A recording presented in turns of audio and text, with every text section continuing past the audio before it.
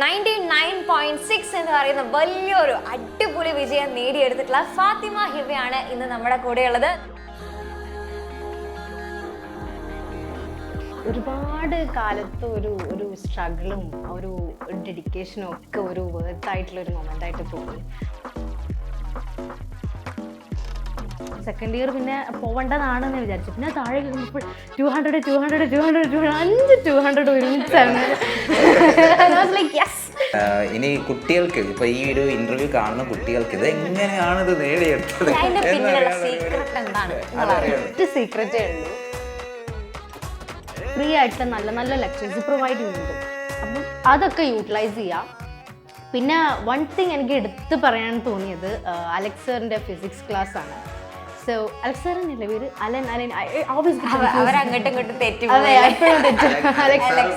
ഫിസിക്സിലൊക്കെ ഇപ്പോൾ ഒരു basic idea കിട്ടി കഴിഞ്ഞിട്ട് ആ ആനിമേഷൻ കൂടി കണ്ടു കഴിഞ്ഞാൽ കൺസെപ്റ്റ് കട്ടയായിരിക്കും. അങ്ങനത്തെ കുട്ടികൾക്ക് എന്തായാലും അറ്റൻഡ് ചെയ്യാൻ പറ്റുന്ന എക്സാം ആയിരുന്നു ലാസ്റ്റ് ഇയർ ഒക്കെ വന്നത്. ഇനിയും അങ്ങനെ തന്നെ ആയിരിക്കും. ആൻഡ് ഇത് കുട്ടികളൊക്കെ ഒന്ന് യൂട്ടിലൈസ് ചെയ്യുന്നത് നന്നായിരിക്കും. അപ്പോൾ ഈ അവരിങ്ങനെ പറഞ്ഞിട്ടുണ്ടായിരുന്നു ഓൺലൈൻ ക്ലാസ് ഒക്കെ ആവുമ്പോൾ അത് ഇങ്ങനെ ശരി ഫോണിലൊക്കെ and I think that is the dumbest mistake everyone did this year. പക്ഷേ എനിക്കെന്ന് പറഞ്ഞാൽ ഇവർ 2010 അതിൻ്റെ മുന്നേ ഉള്ള പ്രീവിയസ് ഇയർ വരെ ചെയ്തിട്ട് സോൾവ് ചെയ്ത വീഡിയോ വരെ ഉണ്ട് നമ്മുടെ ആപ്പിൽ. അപ്പം ഐ തോട്ട് ഇതൊക്കെ പഠിച്ചിട്ട് വലിയ കാര്യമുണ്ടോയെന്ന് ഞാൻ ആലോചിച്ച്. പക്ഷെ എന്നാലും നമ്മൾ ഫുള്ള് എഴുതി നമ്മൾ ചെയ്തു. പിന്നെ എക്സാം വന്നപ്പോൾ മനസ്സിലായി ഇത് പഠിച്ചിട്ട് കാര്യമില്ല. നമുക്ക് ശരിക്കും പറഞ്ഞാൽ ഞാൻ എങ്ങനെയാണെന്നറിയോ, മറ്റേ ഇതുപോലെയാ മറ്റേ ആരായിരുന്നു ജയറാം ഇങ്ങനെ പറയില്ലേ,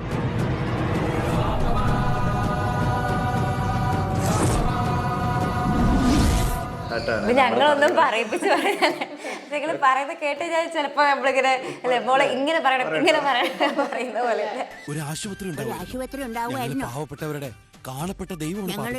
ഞങ്ങൾ പാവങ്ങളുടെ കാണപ്പെട്ട ദൈവമാണ് പാപ്പിക്കാൻ. 11th ഒരു 4 ചാപ്റ്റർ പഠിക്കുന്ന മേനിയാണ്. Sorry, cut. ഹലോ മക്കളെ, ഇത്തവണത്തെ +2 റിസൾട്ട് വന്നു കഴിഞ്ഞപ്പോൾ 99.6 എന്ന് പറയുന്ന വലിയൊരു അടിപൊളി വിജയം നേടിയെടുത്തിട്ടുള്ള ഫാത്തിമ ഹിബയാണ് ഇന്ന് നമ്മുടെ കൂടെയുള്ളത്. നമ്മുടെ എക്സാം വിന്നറിന്റെ വലിയ പ്രൗഡ് ആയിട്ടുള്ള ഒരു മൊമെന്റ് ആണ്. അപ്പോൾ ഹിബ അല്ല ഫാത്തിമ എന്ന് വിളിക്കണം, വിളിച്ചാലും കുഴപ്പമില്ല. ഓക്കെ. അപ്പോൾ ഈ ഒരു റിസൾട്ടൊക്കെ അറിഞ്ഞ സമയത്ത് എന്ത് തോന്നി? ഒരുപാട് കാലത്ത് ഒരു സ്ട്രഗിളും ഒരു ഡെഡിക്കേഷനും ഒക്കെ ഒരു വേർത്ത് ഒരു മൊമെന്റ് ആയിട്ട് തോന്നി. ഭയങ്കര സന്തോഷമായി. എക്സ്പെക്ട് ചെയ്തതിനേക്കാളും എനിക്ക് കൊടുക്കുന്നു. ഞാൻ ഇംഗ്ലീഷിലൊക്കെ ഒരു മാർക്കൊക്കെ പോകുന്നൊക്കെ വിചാരിച്ചിട്ടുണ്ടായിരുന്നു. പക്ഷേ ഇംഗ്ലീഷ് സെക്കൻഡ് ഇയർ എനിക്ക് ഫുള്ള് കിട്ടിയിട്ടുണ്ടായിരുന്നു.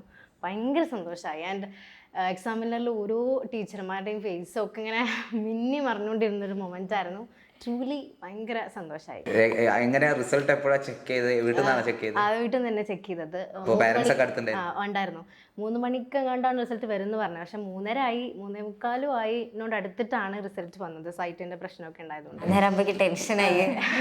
പിന്നെ ശരിക്കും ഞാൻ ഇത്രയും 10th പോലും ഞാൻ ഇത്രയും ഈഗറായി വെയിറ്റ് ചെയ്ത ഒരു റിസൾട്ട് ഇല്ല. അപ്പം കുറെ എന്നിട്ട് വേറൊരു സൈറ്റിൽ എൻ്റെ ഫ്രണ്ട് വിട്ടെന്ന് അങ്ങനെ ആണ് ചെക്ക് ചെയ്തത്. കഷ്ടപ്പെട്ടു ഈ റിസൾട്ട്. പിന്നല്ല, ആദ്യം ഞാൻ ഗ്രേഡാണ് നോക്കിയത്. ഗ്രേഡ് ഇത് വന്നപ്പോ റിസൾട്ട് ഇങ്ങനെ വന്നപ്പോ സമയത്ത് എന്റെ റിസൾട്ട് തന്നെയാണോ? അതില്ല, ആദ്യം ഞാൻ ഗ്രേഡാണ് നോക്കിയത്. ഗ്രേഡ് എനിക്ക് ഫുൾ A+ ഉണ്ട്. അത് പിന്നെ ഉറപ്പായിട്ടുണ്ടാവും വിചാരിച്ചു. പക്ഷെ മാർക്കാണ് ലൈക്ക് +1 +2 പറയുമ്പോൾ മാർക്കാണല്ലോ ഇമ്പോർട്ടൻറ്റ്. അപ്പോൾ മാർക്ക് നോക്കിയപ്പം ഇംഗ്ലീഷിൽ 196. അത് +1 4 മാർക്ക് പോയിട്ടുണ്ട് ഓൾറെഡി. സെക്കൻഡ് ഇയർ പിന്നെ പോവേണ്ടതാണെന്ന് വിചാരിച്ചു. പിന്നെ താഴെ കഴിയുമ്പോൾ 200 ഒരുമിച്ചാണ്. യെസ് അങ്ങനെയായി. ഭയങ്കര സന്തോഷമായിരുന്നു. ഇംഗ്ലീഷ് +1 4 മാർക്സ് പോയാലും ഒരു ചെറിയ രീതി ഇല്ല. അതാണ് എഴുതിരുന്നെങ്കിൽ എന്തായാലും കിട്ടുമായിരുന്നു. നല്ല എക്സാം ഒക്കെ ആണെന്ന് ഫ്രണ്ട്സൊക്കെ പറഞ്ഞിട്ടുണ്ടായിരുന്നു. അതിൽ ചെറിയൊരു കുറ്റബോധം ഉണ്ട്. അതെ. അപ്പോൾ മോൾക്ക് ശരിക്കും പറഞ്ഞു കഴിഞ്ഞാൽ +2 ഫുൾ മാർക്കാണ്. ആകെ കൂടി ഇച്ചിരി പണി കിട്ടിയത് +1 ഇംഗ്ലീഷിലായിരുന്നു. ആ ഇംഗ്ലീഷിൽ മാത്രമേ മാർക്ക് പോയിട്ടുള്ളൂ അല്ലെ, ബാക്കി എല്ലാ സബ്ജക്റ്റിനും ഫുൾ മാർക്കാണ്. ചേട്ടാ എന്നാലും എനിക്ക് കുറച്ച് സമാധാനം. എന്നാലും ഇംഗ്ലീഷ് പക്ഷെ എങ്ങനെയായിരുന്നു വീട്ടിൽ നിന്നൊക്കെ എക്സ്പെക്ട് ചെയ്തിരുന്നു ഈ റിസൾട്ട്? വീട്ടിൽ നിന്ന് PCMB ഞാൻ കെമിസ്ട്രി ഒക്കെ എല്ലാവരും ടഫാണ് പറഞ്ഞിരുന്നു. പക്ഷെ എനിക്ക് വലിയ ഫുൾ മാർക്ക് എന്തായാലും കിട്ടുമെന്നൊക്കെ ഉണ്ടായിരുന്നു. ഇംഗ്ലീഷ് ആയിരുന്നു ഞാൻ കുറച്ചൊരു ഇതുണ്ടായിരുന്നു, പക്ഷെ എനിവേ അതിൽ കിട്ടി. ഏതായാലും കൺഗ്രാറ്റുലേഷൻസ്. ഇനി കുട്ടികൾക്ക് ഇപ്പൊ ഈ ഒരു ഇന്റർവ്യൂ കാണുന്ന കുട്ടികൾക്ക് ഇത് എങ്ങനെയാണ് ഇത് നേടിയെടുത്തത് സീക്രട്ട് എന്താണ്? ഒറ്റ സീക്രറ്റേ ഉള്ളൂ, കൺസിസ്റ്റൻസി ഈസ് ദ കീ. അതായത് നമ്മൾ ഇപ്പം സാധാരണ സ്റ്റേറ്റ് ബോർഡിലെ സ്റ്റുഡൻസിനൊക്കെ കണ്ടുവരുന്ന ഒരു ഇതാണ്, ഒരു ടെൻഡൻസിയാണ് എക്സാമിൻ്റെ തലേ ദിവസം അല്ലെങ്കിൽ 1 വീക്ക് മുന്നേ ഒക്കെ പഠിച്ചു തുടങ്ങുന്ന ഒരു സംഭവം. ട്രൂലി അത് നമ്മൾ ചെയ്യാൻ പാടില്ല, അറ്റ്ലീസ്റ്റ് ഇനി മുതൽ ചെയ്യാൻ പാടില്ല. ഇപ്പം ഞങ്ങളുടെ ബാച്ചിൽ തന്നെ എക്സാം ടഫായെന്ന് പറഞ്ഞ ഒരുപാട് ഇഷ്യൂസൊക്കെ ഉണ്ടായതാണ്. അപ്പം ഞാനൊക്കെ എക്സാമിൻ്റെ ഒരു 4 months മുന്നേ തന്നെ സീരിയസ് ആയിട്ട് പ്രിപ്പറേഷൻ സ്റ്റാർട്ട് ചെയ്തിട്ടുണ്ടായിരുന്നു. ആൻഡ് ഇപ്പം ട്യൂഷനിൽ തന്നെ ജോയിൻ ചെയ്യണമെന്ന് നിർബന്ധമൊന്നുമില്ല. അപ്പം എക്സാമിന് പറഞ്ഞാൽ ഒരുപാട് പ്ലാറ്റ്ഫോമും ഫ്രീ ആയിട്ടുള്ള നല്ല നല്ല ലെക്ചേഴ്സ് പ്രൊവൈഡ് ചെയ്യുന്നുണ്ട്. അപ്പം അതൊക്കെ യൂട്ടിലൈസ് ചെയ്യാം. പിന്നെ വൺ തിങ് എനിക്ക് എടുത്ത് പറയാൻ തോന്നിയത് അലക്സ് സാറിൻ്റെ ഫിസിക്സ് ക്ലാസ് ആണ്. സോ അലക്സ് സാറിനല്ലേ പേര്? അലൻ അവരങ്ങോട്ടും ഇങ്ങോട്ടും തെറ്റി. ഞാനും ഫസ്റ്റ് ആദ്യം എനിക്കും ഇവർ അങ്ങോട്ടും ഇങ്ങോട്ടും തെറ്റിപ്പോയി. ഞാൻ ഇങ്ങനെ രണ്ടുപേരും ഇരട്ടകളാണോ അങ്ങനെയൊക്കെ വിചാരിച്ചിരുന്നു. അങ്ങനെ അപ്പം ഫിസിക്സ് ലെക്ചറിൽ ഐ തിങ്ക് വിഷ്വൽ ലേണിംഗ് അവർ നന്നായിട്ട് യൂട്ടിലൈസ് ചെയ്തിട്ടുണ്ട്. ഇപ്പോൾ ഫിസിക്സ് ഒക്കെ പഠിക്കുമ്പം ഇപ്പോൾ +2 ഇപ്പോൾ തുടങ്ങിയ ആൾക്കാർക്കൊക്കെ അറിയായിരിക്കും, കുറച്ചെനിക്ക് കഴിഞ്ഞാൽ അറിയും. ഈ ഇലക്ട്രോ മാഗ്നറ്റിക് ഇൻഡക്ഷൻ, EMI അങ്ങനെയൊക്കെ പറഞ്ഞിട്ട് ഒരുപാട് ചാപ്റ്റേഴ്സ് ഉണ്ട്. എനിക്ക് പേഴ്സണലി നല്ല ഡ്രൈ ആയിട്ട് തോന്നിയ ഏരിയാസാണ് അതൊക്കെ.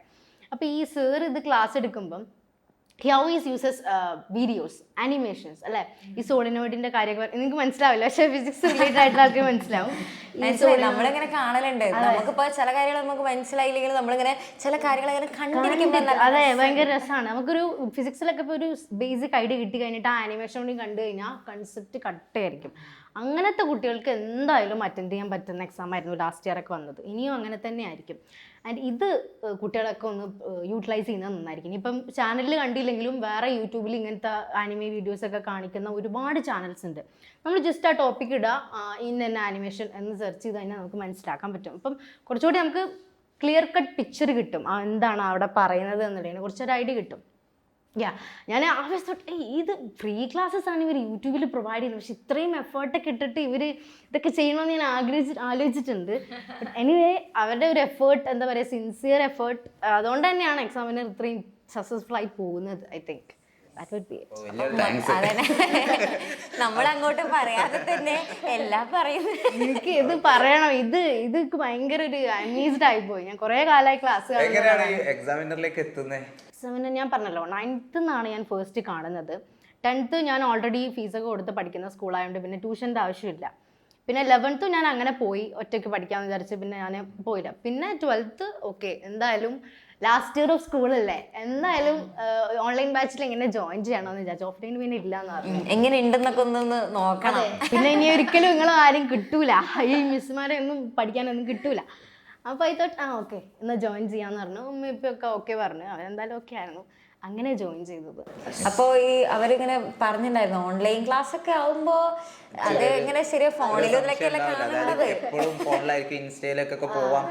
ഡിസ്ട്രാക്ഷൻസ് ഒരുപാട് ഉണ്ടാവും. പക്ഷെ പഠിക്കണം, നല്ല മാർക്ക് മേടിക്കണം എന്നൊരു ക്ലിയർ കട്ട് ഗോളുള്ള കുട്ടികൾ ഈ ഡിസ്ട്രാക്ഷൻസിലൊന്നും അധികം ഇൻപുട്ട് ആവില്ല എന്നാണ് എനിക്ക് തോന്നുന്നത്. എന്നോട് ഇത് പറഞ്ഞിട്ടുണ്ടായിരുന്നു. ഞാൻ ഇൻസ്റ്റയിൽ റീൽസൊക്കെ 6 hour ഒക്കെ കാണുന്ന ആളാണ്. But when it comes to exams നമുക്കൊരു ക്ലിയർ പിക്ചർ ഉണ്ടെന്നുണ്ടെങ്കിൽ ഇറ്റ് ഡസൻറ്റ് മാറ്റർ. അത് നമുക്ക് എന്തൊക്കെ സംഭവം ഉണ്ടെങ്കിലും അതൊക്കെ ഒഴിവാക്കാൻ എനിക്ക് പറ്റുന്നുണ്ട്. അത് എല്ലാവരും അതുപോലെ പ്രാക്ടീസ് ചെയ്യുകയാണെങ്കിൽ ഒബ്വിയസ്ലി എല്ലാവരും നമ്മൾ ഓരോരുത്തരുടെ ആവശ്യം പോലെ ഇരിക്കും. നമ്മൾ എത്രത്തോളം ഡെഡിക്കേറ്റഡ് ആണ് ടു ദാറ്റ് വൺ ഗോൾ അതിനനുസരിച്ചിരിക്കും. പിന്നെ അതിൽ വേറെ സീനൊന്നുമില്ല. അപ്പൊ മോള് ഒരു ദിവസം എത്ര നേരം ഇരുന്ന് പഠിക്കായിരിക്കും?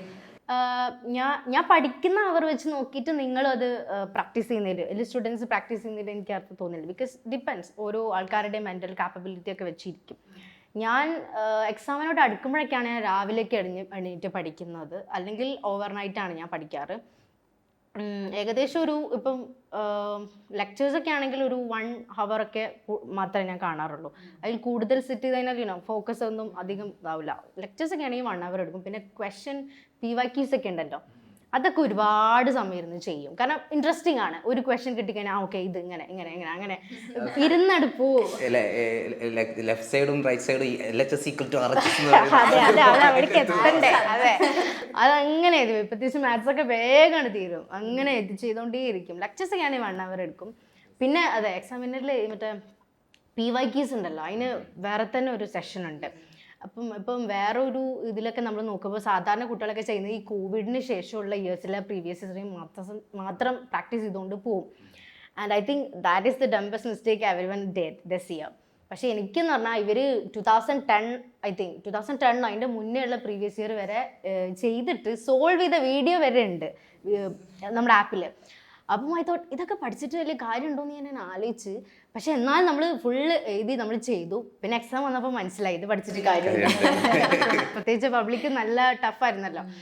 ടഫ് മീൻസ് കുറച്ചുകൂടി ഒരു ചലഞ്ചിങ് ഒരു ഇതായിരുന്നു. അങ്ങനെയൊക്കെ എഫേർട്ട് ഇട്ട് പഠിച്ചവർക്ക് മാത്രം അറ്റൻഡ് ചെയ്യാൻ പറ്റുന്ന ഒരു എക്സാം ആയിരുന്നു അത്. നന്നായിട്ട് എഴുതാൻ പറ്റി. ഞാൻ ഒരു സാറ്റിസ്ഫാക്ഷൻ ഉണ്ടായി. കാരണം നമ്മൾ ഇട്ട എഫേർട്ടിനൊക്കെ ഒരു റിസൾട്ട് കിട്ടിയല്ലോ. അതെ, നമുക്ക് ശരിക്കും പറഞ്ഞാൽ ഞാൻ എങ്ങനെയാണെന്നറിയോ, മറ്റേ ഇതുപോലെയാ, മറ്റേ ആരായിരുന്നു ജയറാം ഇങ്ങനെ പറയില്ലേ പാപ്പ, അതേപോലെ ഇപ്പൊ ഞാനും ഷമീം സാറും ഇങ്ങനെ നമ്മളെ തന്നെയാണ് പൊക്കി അടിക്കുന്നത്. അപ്പൊ ഇതൊക്കെ ട്രൂലി കം ഫ്രം ഹർട്ട് ആണ്. ഞങ്ങളൊന്നും പറയിപ്പിച്ച് ഞങ്ങൾ പറയുന്നത് കേട്ട് ഞാൻ ചിലപ്പോ നമ്മളിങ്ങനെ അല്ലെ മോളെ ഇങ്ങനെ പറയണം ഇങ്ങനെ പറയണം പറയുന്ന പോലെ ശരിക്കും കം ഫ്രം ഹാർട്ട് തന്നെയാണ്.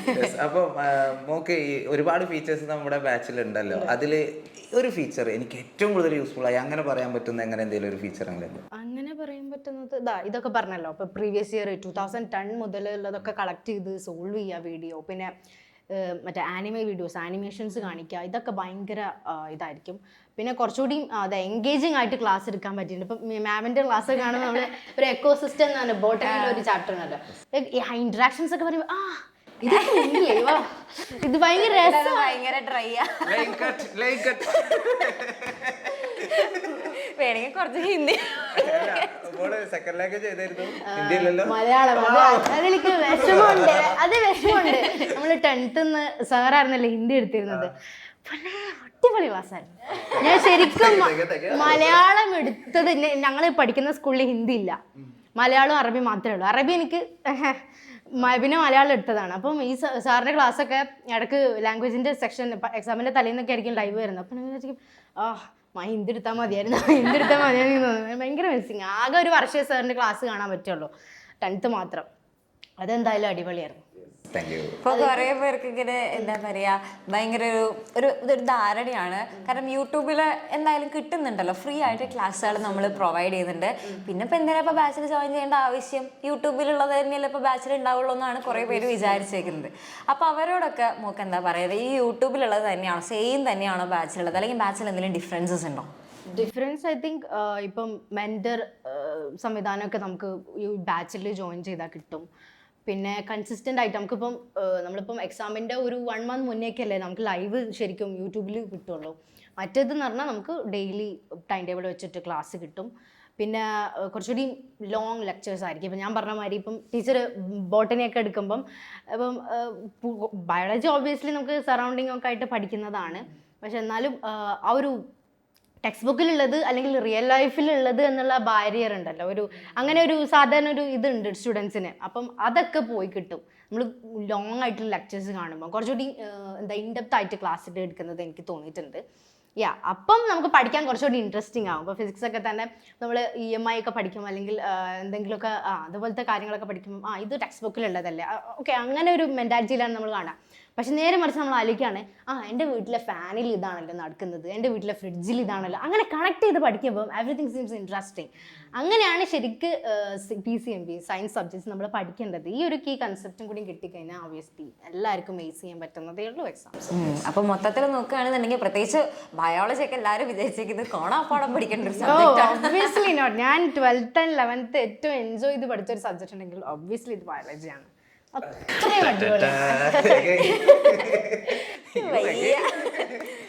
എന്റെ ഡേ ആട്ടാ. അപ്പൊ ഞാനൊരു ടെസ്റ്റ് ചോദിക്കട്ടെ, അർച്ചന മിസ്സിനെയാണോ ATR മിസ്സിനെയാണോ അച്ഛനെയാണോ അമ്മനെയാണോ ഇഷ്ടം എന്ന് ചോദിക്കുന്ന പോലെയാണോ ക്വസ്റ്റ്യൻ? Just escaped. ഇനി മോളോട് ഒരടി ഉണ്ടാക്കാൻ പറ്റുമോ നോക്കിയാൽ. ഓക്കെ ഗായ്സ്, അപ്പോൾ 10th ക്ലാസ്സിൽ നിന്നും +1 എത്തുന്ന അല്ലെങ്കിൽ +1 കഴിഞ്ഞ് +2 എത്തുന്ന കുട്ടികൾക്ക് എന്തായിരിക്കും നമുക്ക് കൊടുക്കാൻ പറ്റുന്ന ഒരു അഡ്വൈസ് എന്ന് പറയുമ്പം ഒരു വലിയ ഗ്യാപ്പ് നിങ്ങൾക്ക് ഫീൽ ചെയ്യും.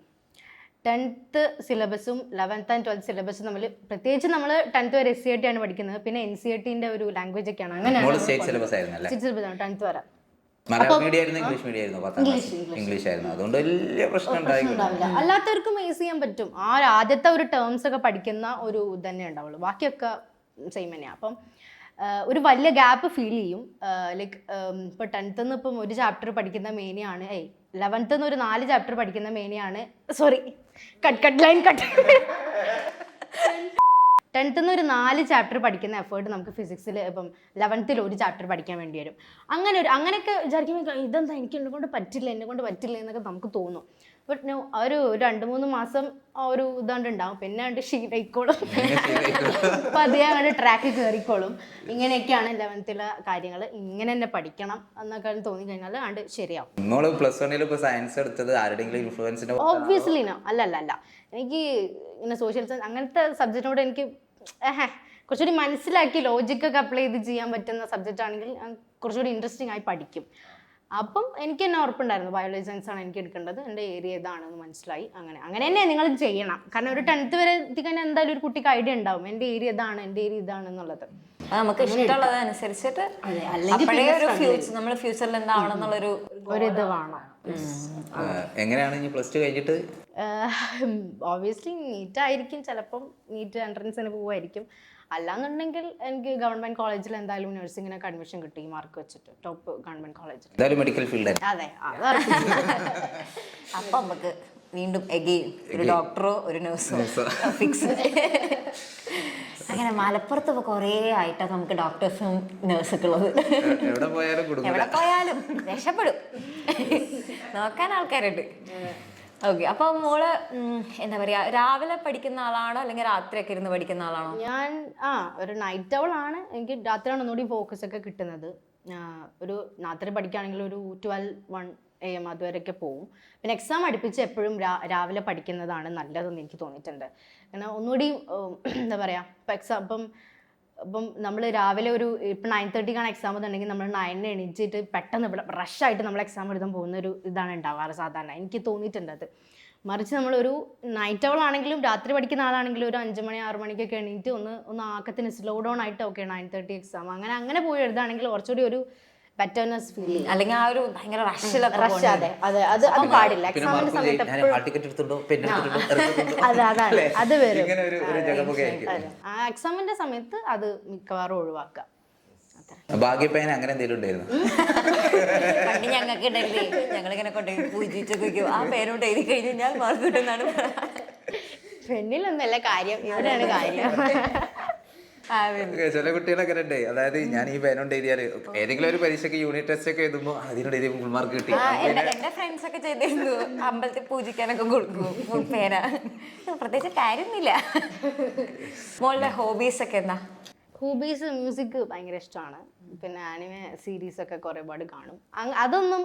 അതൊക്കെ കാണുന്നതുകൊണ്ട് പഠിക്കൂല അല്ലെങ്കിൽ ഫോക്കസ്ഡ് ആവില്ല എന്നൊന്നും വിചാരിക്കരുത്. The time you enjoy is in the time you wasted. പഠിക്കേണ്ട സമയത്ത് നമ്മൾ അത് ചെയ്യണം, നമ്മൾ പഠിക്കണം. മറ്റേ ബാക്കിയുള്ള ലേഷേഴ്സും എന്റർടൈൻമെന്റ് ഒക്കെ വരുന്ന സമയത്ത് അതിനും സമയം. കുറേ പേര് വിചാരിച്ചിരിക്കുന്നത് നല്ല മാർക്ക് കിട്ടണമെന്നുണ്ടെങ്കിൽ അങ്ങനെ ഇരിക്കേണ്ട ആവശ്യമൊന്നുമില്ല. പഠിക്കുന്ന സമയം നല്ല കോൺസെൻട്രേഷനോട് കൂടെ ഇപ്പൊ നിങ്ങൾക്ക് ഇത്ര പഠിക്കാനുണ്ട്, പക്ഷെ നിങ്ങൾ ഇത്രേ പഠിച്ചെങ്കിലും ഈ ഇത്ര പഠിച്ചത് വൃത്തിയാണ് എന്നുള്ളത് നിങ്ങൾ മേക്ക് ഷുവർ ചെയ്യുക. അല്ലാതെ വെറുതെ എന്തെങ്കിലുമൊക്കെ ചെയ്ത് വിട്ടിട്ട് ഇത്രയും പഠിച്ചിട്ട് ഒരു കാര്യമില്ല. പഠിക്കുന്ന വൃത്തിക്ക് പഠിക്കുക. അതിൽ ഏത് ഏരിയയിൽ നിന്ന് ക്വസ്റ്റ്യൻ ചോദിച്ചാലും എനിക്ക് അറ്റൻഡ് ചെയ്യാൻ പറ്റും. ആ ഒരു കോൺഫിഡൻസ് വരുത്താം, അത് ഇമ്പോർട്ടൻ്റ് ആണ്. ഇപ്പോൾ നമ്മളിപ്പം എല്ലാ സമയവും ഇപ്പോൾ നമ്മൾ ഭയങ്കര ഹാപ്പി ആയിരിക്കണം എന്ന് ഒരു നിർബന്ധമില്ല. ചിലപ്പോൾ നമുക്കിപ്പോൾ എന്തെങ്കിലും മാർക്ക് കുറഞ്ഞു പോയേക്കാം, അങ്ങനെ പല പല പ്രശ്നങ്ങളൊക്കെ വരും അല്ലേ. അപ്പോൾ നമ്മളൊന്ന് ഡൗൺ ആയിട്ടിരിക്കുന്ന സമയത്ത്, ഇപ്പോൾ മോളുടെ ആയാലും ഈ ഒരു +1 +2 പഠിക്കുന്ന സമയത്ത് പല സമയത്തും ചിലപ്പോൾ നമ്മൾ ഡൗൺ ആയി പോയിട്ടുള്ള സിറ്റുവേഷൻസ് ഉണ്ടായേക്കാം. അപ്പോൾ അങ്ങനെ ഡൗൺ ആയിട്ടിരിക്കുന്ന സമയത്ത് എങ്ങനെയാണെന്ന് ഒന്ന് കരകയറാനായിട്ട് ഒരു മോട്ടിവേഷൻ ഒക്കെ എവിടെ ഞാൻ എന്താ ചെയ്യാന്ന് വെച്ചാല്, ഞാൻ ഇതിന് മുന്നേ ഇതിലും വേഴ്സ് സിറ്റുവേഷനിൽ എവിടെയെങ്കിലും എത്തിയിട്ടുണ്ടോ എന്ന് ഞാൻ ആലോചിക്കും. ഇപ്പം ലാസ്റ്റ് ക്രിസ്മസ് എക്സാമിന് എനിക്ക് ഓബിയസ്ലി നല്ല മാർക്ക് ലോ ആയിരുന്നു. എക്സാമിന് എന്താ ടഫായിരുന്നു, പ്രത്യേകിച്ച് ഫിസിക്സും മാത്സൊക്കെ കുറച്ചൊന്ന് ഇതായിട്ടാണ് വന്നത് ക്രിസ്മസ് എക്സാം. അപ്പം അന്ന് മാർക്ക് പറഞ്ഞപ്പം എൻ്റെ ലൈഫിൽ ആദ്യമായിട്ടാണ് 12 വർഷം ഞാൻ സ്കൂൾ ലൈഫിൽ തന്നെ ആദ്യമായിട്ട് എൻ്റെ അമ്മ വഴക്ക് പറഞ്ഞത് ഈ കഴിഞ്ഞ ക്രിസ്മസ് എക്സാമിനാണ്.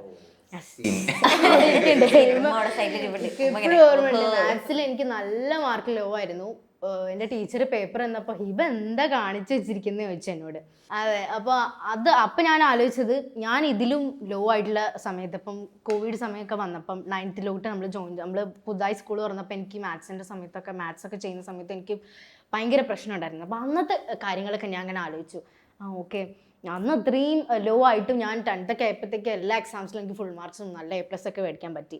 പിന്നെ എന്തുകൊണ്ട് പിന്നെ 12th ഇത്രയും പഠിച്ചിട്ടും ഇങ്ങനെ ആയെങ്കിൽ ഓബിയസ്ലി എനിക്ക് ഇതിനേക്കാൾ നന്നായിട്ട് മെച്ചേർഡ് ഇനിയും ചെയ്യാൻ പറ്റുമെന്ന് എനിക്ക് ഉറപ്പായിരുന്നു. അങ്ങനെ ജനുവരി ഫെബ്രുവരി 2 മാസം ഉണ്ടെന്ന് എനിക്ക് ഉറപ്പായി. ഇത് എന്തായാലും എനിക്ക് പിടിച്ചേ പറ്റൂ, കാരണം ലാസ്റ്റ് ഓഫ് മൈ സ്കൂൾ ലൈഫാണ്, last of my board exam ആണ്, അതിൽ എനിക്ക് ഐസ് ചെയ്തേ പറ്റുമെന്ന് എനിക്ക് ഉറപ്പുണ്ടായിരുന്നു.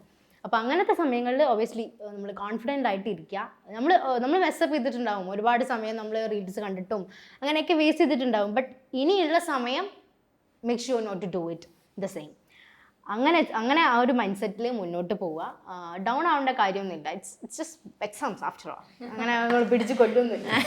പിന്നെ ഒരു സംശയമുള്ളത്, അതായത് മോളിപ്പോൾ എക്സാമിന്റെ തലേ ദിവസം മാത്രം പഠിച്ചിരുന്ന ഒരാളല്ല എന്നുള്ളത് നമുക്കറിയാം. ഇപ്പോൾ കുറെ കുട്ടികളുണ്ടല്ലോ, അതായത് ആ സമയത്ത് പഠിച്ചാൽ മതി എന്ന് വിചാരിച്ചിരിക്കുന്ന കുട്ടികൾ ഇപ്പോൾ നമ്മുടെ ബാച്ചിലൊക്കെ ക്ലാസ്സുകൾ സ്റ്റാർട്ട് ചെയ്തിട്ടുണ്ട്. പലരും ആലോചിച്ചിരിക്കുകയാണ് ഇപ്പൊ തന്നെ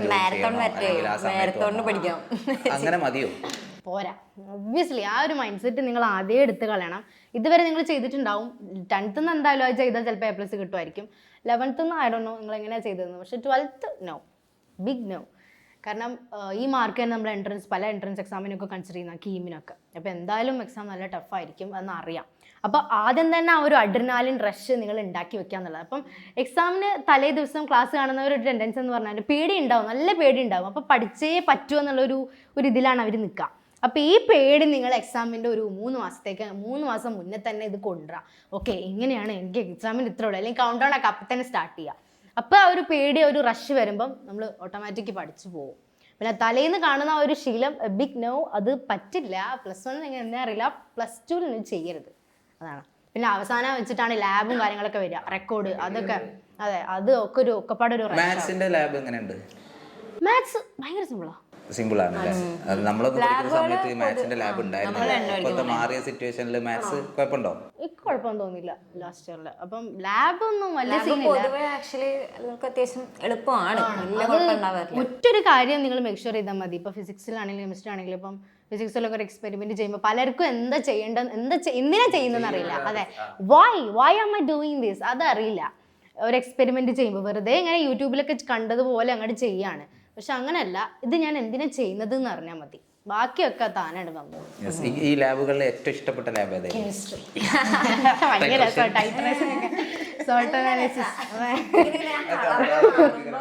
അതെ, അത് പഠിക്കാൻ എന്തെങ്കിലും പരിപാടി? നമുക്കൊരു ബുക്കൊക്കെ ഉണ്ടല്ലോ.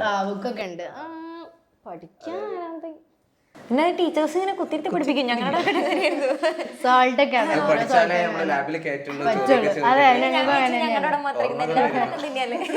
പിന്നെ ലാബ് മേറ്റ്സ് നല്ല കുറച്ച് തലയുള്ള ആൾക്കാരാണെങ്കിൽ നമ്മൾ അങ്ങനെ സൈഡിൽ കൂടെ അങ്ങനെ പോകും എന്ന് വിചാരിച്ച് നമ്മൾ ചെയ്യാതിരിക്കരുത്. നമ്മുടെ പാർട്ട് വരുമ്പോൾ നമ്മൾ ചെയ്യണം, അല്ലെങ്കിൽ എക്സാമിന് ഇങ്ങനെ ഇരിക്കും. പിന്നെ എക്സാമിന്റെ തലേ ദിവസം എന്തായാലും കുറച്ച് ടെൻഷൻ ഉണ്ടാവുമല്ലോ. അതുണ്ടാവും. അപ്പൊ ഈ സ്ട്രെസ് ഒക്കെ കുറയ്ക്കുമ്പോൾ എന്താ ചെയ്തിരുന്നത്? സ്ട്രെസ്സ് കുറയ്ക്കാൻ ഹൈഡ്രേറ്റഡ് ആയിരിക്കുക, അത് ഭയങ്കര ഇമ്പോർട്ടൻ്റ് ആണ്. ഇപ്പം നമ്മൾ ഇനഫ് വാട്ടർ ഇൻടേക്ക് ഇല്ലെങ്കിൽ ചിന്തിക്കാൻ തന്നെ എനിക്ക് പലപ്പോഴും ഉണ്ടാവും, എനിക്ക് സംസാരിക്കാൻ തന്നെ ചിലപ്പം പറ്റില്ല. പിന്നെ ഉറങ്ങണം നന്നായിട്ട്. ഉറക്കം സ്കിപ്പ് ചെയ്തുകൊണ്ട് ചെയ്യരുത്. പബ്ലിക് എക്സാം ആയിരുന്നു, പക്ഷേ ബാക്കിയുള്ള എക്സാംസിനൊക്കെ നിങ്ങൾ നന്നായിട്ട് ഉറങ്ങിയിട്ട് തന്നെ ചെയ്യുക.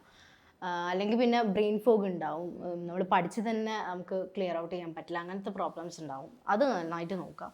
പിന്നെ സ്ക്രീൻ ടൈമൊക്കെ പിന്നെ ഒബ്വിയസ്ലി ആ ടെൻഷനോട് എല്ലാവരും ഒബ്വിയസ്ലി കുറവായിരിക്കും. അത്രയും ടെൻഷനൊന്നും ഇല്ലാത്ത ആൾക്കാരായിരിക്കും അപ്പോഴും ഇതൊക്കെ കണ്ടിരിക്കുന്നത്. ഇത് രണ്ടൊന്നും ചെയ്താൽ പിന്നെ ഫുഡും കൂടെ കഴിച്ചോ. അതുണ്ട്, ടെൻഷൻ അടിച്ച അപ്പറ്റൈറ്റ് ഒക്കെ പോകുന്ന ഒരു അത് വേറെ ഇടയ്ക്കിടയ്ക്ക് ടെൻഷനാ. ഓക്കെ, അപ്പൊ അങ്ങനെയാണെന്നുണ്ടെങ്കിൽ അല്ലേ? അല്ല, പിന്നെ ലാസ്റ്റ് വൺ മോർ ക്വസ്റ്റ്യൻ. നമ്മുടെ മെഡിക്കൽ ഫീൽഡിലേക്ക് പോവാണെന്നുള്ള, അല്ലെങ്കിൽ എൻട്രൻസിലേക്ക് പോവാന്ന് പറഞ്ഞാൽ വീട്ടിൽ നിന്ന് എന്തെങ്കിലും ഒരു എതിർപ്പോ അല്ലെങ്കിൽ എന്തെങ്കിലും സംഭവങ്ങൾ ഉണ്ടായോ? അതായത് മോളെ ആ ഒരു ഇഷ്ടത്തിനനുസരിച്ച് വിടാണ്. എൻ്റെ പാരൻസിന് കുഴപ്പമില്ല, പക്ഷേ റിലേറ്റീവ്സും എൻ്റെ ഉപ്പാൻ്റെ ഫ്രണ്ട്സൊക്കെ ഒരുപാട് പേര് മെസ്സേജ് അയച്ചിട്ടുണ്ടായിരുന്നു ഇങ്ങനെ എൻട്രൻസിന് ഇട്ടോ. ബട്ട് അവരെ എനിക്ക് തന്നെ വിട്ടാൻ നിൽക്കണം. എനിക്ക് ഏതാണോ ഇഷ്ടം ആ ഫീൽഡിലേക്ക് പോകാം. നമ്മൾ എവിടെ ചെന്നാലും നമുക്ക് ഇൻട്രസ്റ്റും പാഷനും അതിനോടൊരു ഇതുണ്ടെങ്കിൽ മാത്രം നമ്മൾ പിടിച്ചു നിൽക്കും. അപ്പം അങ്ങനെ ഒരു ഇതിനാണ് വിട്ടത്. എങ്ങനെ ഉപ്പ അല്ലെങ്കിൽ ഉമ്മ രണ്ടുപേരും ഒരേ അഭിപ്രായമായിരുന്നു? അത് രണ്ടുപേർക്ക് എന്തെങ്കിലും ഡിഫറെന്റ്? ഇല്ലല്ല, ഒരേ അഭിപ്രായം. അതിലൊന്നും എനിക്ക് ക്ലാഷ് ഇല്ല. സത്യം. ഇത് പലർക്കും നല്ല ഓവർ എക്സ്പെക്ടേഷൻസ് ഉണ്ട്. ഇപ്പം നല്ല മാർക്ക് ഉള്ളതുകൊണ്ട്, A+ അല്ലല്ലോ, മാർക്ക് ഉള്ളതുകൊണ്ട് എൻട്രൻസിന് പോകണം, കിട്ടും അങ്ങനെ ഒരു ഇതുണ്ട്. പക്ഷേ ഐ ഫിഗർ ഇറ്റ് ഔട്ട്. അത് ശരിയായിക്കോളും. നമുക്ക് മോൾക്ക് ഇഷ്ടമുള്ളത് പോലെ ചെയ്യാം, അത്രേ ഉള്ളൂ. അപ്പോ ഇനിയും അടിപൊളിയായിട്ട് സംസാരിച്ചു, ഒരുപാട് സന്തോഷം. ഇനി നമ്മുടെ കുട്ടികൾ കുറേ പേരിങ്ങനെ എന്താ പറയുക, ഇത്രയും നല്ല മാർക്കൊന്നും കിട്ടില്ല എന്നൊക്കെ പ്രതീക്ഷിച്ചിരിക്കുന്നവരുണ്ടായിരിക്കും. അപ്പോൾ അവരുടെ അടുത്ത് എന്താ പറയാനുള്ളത്? ഒരു 12th ബോർഡ് എക്സാം ഒന്നും അല്ല life. This is not the end. Okay, ലൈഫിൽ ഇനിയും നമ്മൾ ഒരുപാട് സ്ട്രഗിൾസ് ചെയ്യേണ്ടി വരും. ഇതിനേക്കാൾ ഭയങ്കര കടവകളൊക്കെ നമ്മൾ കടക്കേണ്ടി വരും. അപ്പം അതിലൊരു ചെറിയ സ്റ്റെപ്പായിട്ട് നിങ്ങൾ കണ്ടാൽ മതി. നിങ്ങൾ നന്നായി പ്രിപ്പയർ ചെയ്തിട്ടുണ്ടാവും, പല ആൾക്കാരും നല്ല എഫേർട്ട് ഇട്ടിട്ടുണ്ടാവും. പക്ഷെ അതിലൊന്നും റിസൾട്ട് കിട്ടിയിട്ടാന്ന് വെച്ചിട്ട് don't just make this A lesson. Okay, എങ്ങനെ ഞാൻ ചെയ്തിട്ട് എനിക്ക് ഇത്രയെങ്കിലും മാർക്ക് കിട്ടിയില്ലേ എന്ന് വിചാരിച്ച് നമ്മൾ അപ്രീഷിയേറ്റ് ചെയ്യുക. Take care of your self. Don't blame your self because of the marks in your mark sheet. Okay, that's it. Thank you. നല്ല രസമായിട്ട് സംസാരിച്ചു, നല്ല കോൺഫിഡൻ്റ് ആയിട്ടാണ് മോള് സംസാരിച്ചത് ആദ്യം മുതൽ അവസാനം വരെ. പിന്നെ മോളുടെ എനർജി കാരണമാണ് ഞങ്ങൾ ഇത്ര എനർജിയിലിരിക്കുന്നത്. ഓക്കെ, അപ്പം അങ്ങനെയാണെന്നുണ്ടെങ്കിൽ മോൾ ഇനിയും ഒരുപാട് ഉയരങ്ങളിലേക്ക് എത്തട്ടെ. All the very best. Okay.